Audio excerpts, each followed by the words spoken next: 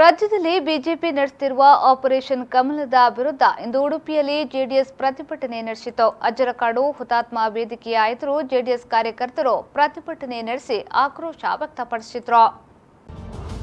ಈ ವೇಳೆ ಬಿಜೆಪಿ ವಿರುದ್ಧ ಆಕ್ರೋಶ ವ್ಯಕ್ತಪಡಿಸಿದ ಜೆಡಿಎಸ್ ಕಾರ್ಯಕರ್ತರು ಅಮಿತ್ ಶಾ ಮತ್ತು ಯಡಿಯೂರಪ್ಪರ ವಿರುದ್ಧ ಘೋಷಣೆಗಳನ್ನು ಕೂಗಿದ್ರು. ಬಿಜೆಪಿ ಪದೇ ಪದೇ ಆಪರೇಷನ್ ಕಮಲ ಮಾಡಿ ಸಮ್ಮಿಶ್ರ ಸರ್ಕಾರವನ್ನ ಅಸ್ಥಿರಗೊಳಿಸಲು ಯತ್ನ ಮಾಡ್ತಾ ಇದೆ. ಬಿಜೆಪಿ ಮುಖಂಡರು ಇದರಲ್ಲಿ ಯಶಸ್ವಿಯಾಗಲ್ಲ. ಈ ಹಿಂದೆ ಕೂಡ ಬೇರೆ ಪಕ್ಷಗಳ ಶಾಸಕರಿಗೆ ಆಮಿಷ ತೋರಿಸಿ ಸರ್ಕಾರ ಬೀಳಿಸುವ ಯತ್ನವನ್ನ ಬಿಜೆಪಿ ಮಾಡಿತ್ತು.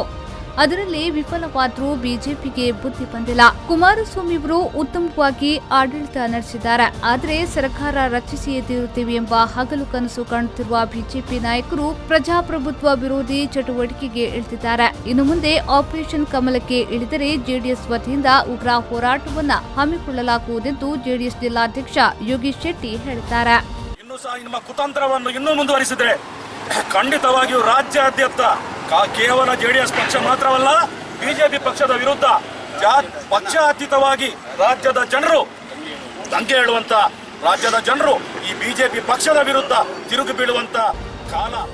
ಈ ಸಂದರ್ಭ ಪ್ರತಿಭಟನೆಯಲ್ಲಿ ಜೆಡಿಎಸ್ನ ಕಾರ್ಯಕರ್ತರು ಹಾಜರಿದ್ದರು.